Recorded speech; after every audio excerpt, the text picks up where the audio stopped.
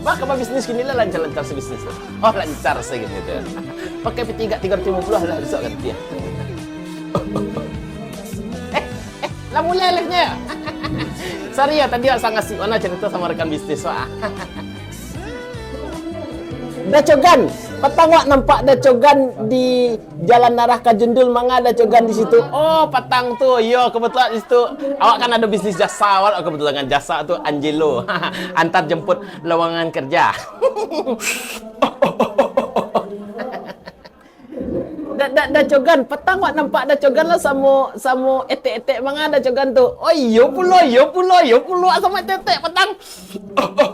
Ya etek-etek itu kebetulan etek wak mah adik ama wak tuh. Dacogan. Bila dacogan nongkrong di